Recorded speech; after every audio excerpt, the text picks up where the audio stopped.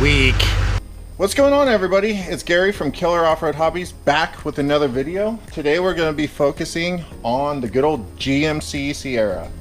Now this is a 2014 GMC Sierra 2500 HD. This does have the Duramax 6.6 in it. It's the LML Duramax, which has kind of a bad rep, and we'll see how it goes. This thing's got 209,000 miles on it. I recently bought this about a month ago or so, and I've decided that I want this truck to last me a little while. And I'm sure everybody, LML, CP4, disaster, whatever. But we're going to try to prevent this LML from just blowing itself up. That will include a CP3 conversion. I will not be doing that work, but I will be having that work done to this truck very soon. But what we're going to focus on right now is all of these goodies. So I got a full delete kit from Patriots Diesel. It's a company that is based out of Canada. This is for off-road use only. So if anybody's planning on deleting their truck, doing a full delete, make sure you know the laws where you live, and just stay lawful, people. Stay lawful. Yeah. Anyways, so pretty much everything here is what you would need to do a full delete on a LML Duramax. Now, I'm not going to do the blocker plate, which it came with the kit, which is right here, but I'm not doing the blocker plate.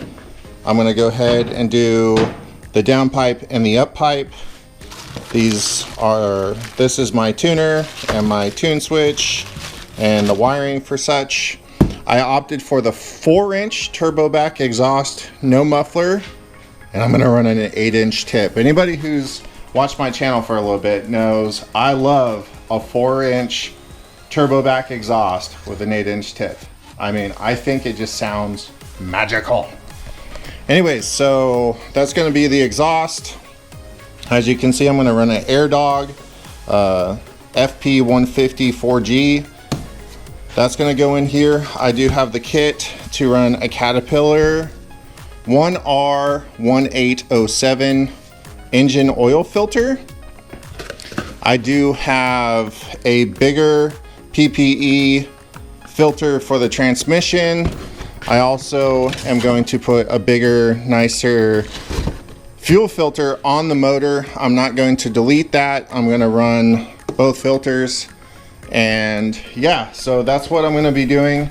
Now, I'm not gonna do a whole lot of like step-by-step showing you guys how this is done, because there are numerous videos online of people that are way better mechanics than me, way better on film, and they just have probably better tools and situations for doing it. I'm going to be rolling around on the ground where they have full lifts, they've got great lighting, all of that stuff. So Dark Iron Diesel is one of them. He's really good, very knowledgeable, and his content is amazing. So I highly recommend, if you want a step-by-step video, go watch his channel for that. And Truckmaster, I mean, he's just awesome. That guy is really awesome. He does great videos, has great content, and a lot of this stuff that I'm going to do on this, I've learned from their channels. So thank you guys. If you guys ever see this video, I doubt it, because I'm just a little guy, but it is what it is. Anyways, you heard it before. You'll hear it in the mid, because I will record the sound with just the 4-inch turbo back exhaust, and then we'll put the 8-inch tip on and listen to it then. But first things first, I'm gonna do the lift pump. So I'll just kind of show you guys here and there what's going on with that. It's really easy to install, but you do have to take out your rear drive shaft And like I said, I'm going to be rolling around on the ground, so I don't think you guys want to watch that. So let me stop yapping at you and let's just get into this. But stay tuned, because it will be a transformation of this truck. I mean, right now it's a stock LML minus like a 2.5 inch lift. So, you know, it's going to be pretty neat. All right, everybody. So it's a couple days later. I had a couple of issues with my tuning. They didn't upload the folders or whatever, and they were able to do that this morning. So I was able to get the tuner done. I got the switch installed, which I just did that. So it goes to here. I mean, Dark Iron Diesel has amazing videos for this, so I'm not even gonna try to do install videos. This is kind of like a before and after type situation. So the tune's installed, the switch is installed, and right now I'm working on getting the stock exhaust out, and then I'll get the new exhaust in there. And I do have the air dog in there and working, but I do have a leak on one of the fittings that are on top of the tank, the one fitting that goes to the top of the tank. So I ordered a new fitting, I overnighted it, so it should be here today. And yeah, so I'm gonna get this exhaust going, and then I'll bring you guys back for a sound test, and then we'll put the 8-inch tip on and do another sound test. Well, the exhaust is out. There's definitely a bit of a bugger. Not easy. You have to cut it. There's no way to get it out of there without cutting it. So you definitely have to cut it. And I cut it in a couple different places, but yeah, it's a bugger. It's a bugger. Well, the new exhaust is in. It was a little bit of a bugger, that's for sure. And nothing's made perfect nowadays, so had to do a little bit of modifications. It's about 2.5 inches too long, so I had to cut 2.5 inches out of it. I was getting ready to like get it ready to fire up. It's going to put my negatives back on, which is an absolute nightmare, by the way, on these Duramaxes. And I found this. So that's the positive lead to my air dog. Just fell out of the clip they provided. So I'm glad that happened right here in my driveway, because I can address it real quick. But yeah, quality control is not what it used to be.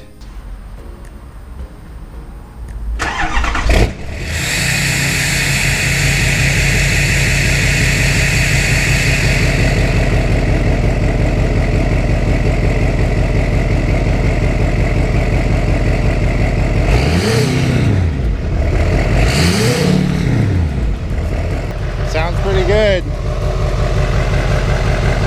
It's not very loud though. I think we'll go ahead and try the old 8-inch tip and see the difference. So give me a few minutes and we'll be right back.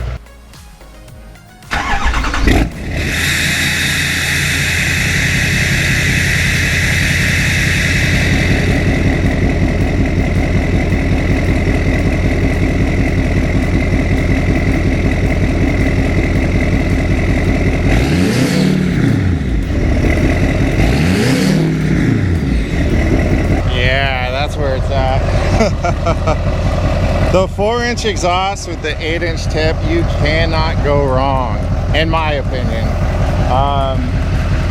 Yeah, it's running. There's no check engine lights. So got my switch installed here and nothing on the dash. This still works, which is awesome. So we'll keep that around. And yeah, everything seems good. I got rid of the entire def system, the entire exhaust and everything. EGR and all that stuff's next. So I gotta throw the driveline back in it and take it for a test drive on private roads, and then yeah, we'll keep going with this, but I'm pretty excited. Hope you guys are too. We don't have much left, but what's left is gonna be the hard stuff.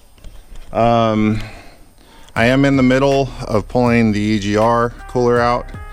I got this pipe out, and to do that I basically had to loosen this, take a bunch of stuff off. Like I said, this isn't going to be like a step-by-step. This is more just like a transformation with a little bit here and there. But dark iron diesel, if you want a step-by-step, he's the spot to go. He gives you everything you need to actually do this and do it the right way. So I'm basically just following the steps that he laid out, and it's going relatively easily so far. I haven't got to the back of the turbo or the up pipe or the down pipe yet. Basically, I'm just trying to take the EGR out and the EGR cooler. So yeah, as of right now, fingers crossed, it's going very well. Just for those of you who don't know, this is a California truck, so there's not going to be much, if any, rust and stuff like that. So we are kind of blessed here in California, other than like everything else basically, that we don't get rusty vehicles if they stay in this state. But yeah, so I'm going to keep plugging away on this, and I'll bring you guys back in a little bit. Well, I definitely spoke too soon, because since the last time I turned the camera on, it has been an absolute nightmare.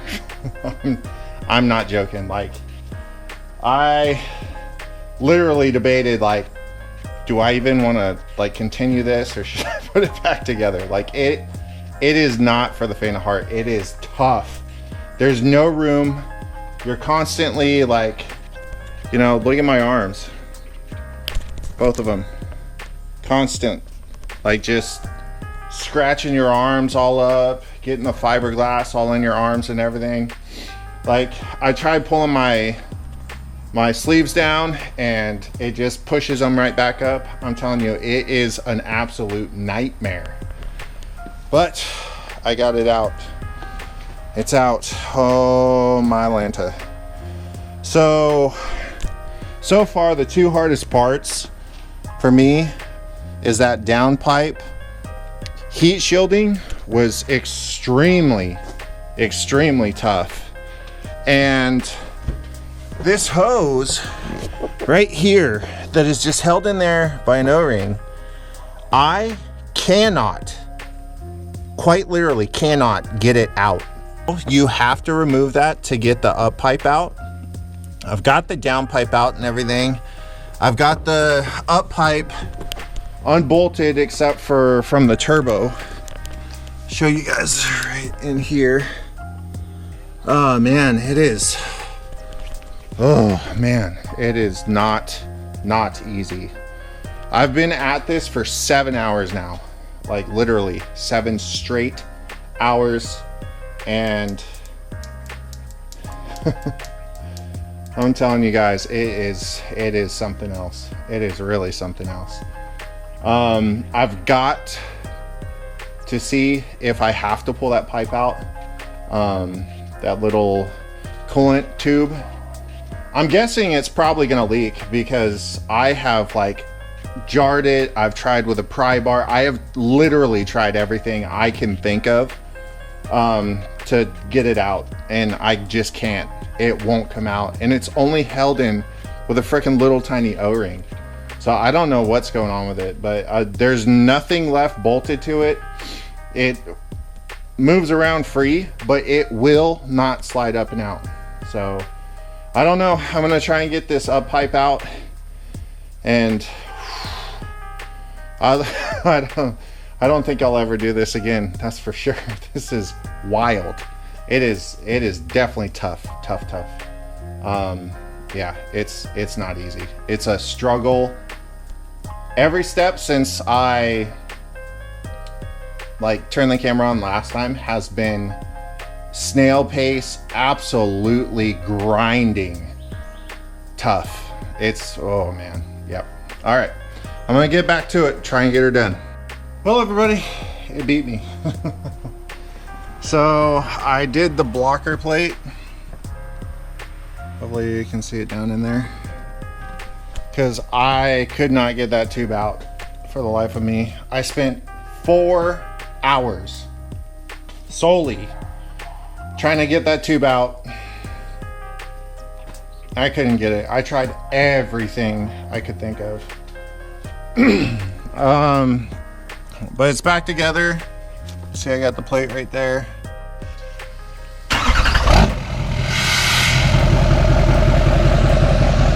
She runs. I drove it about 20 miles. I've got no leaks of any kind. It's running good.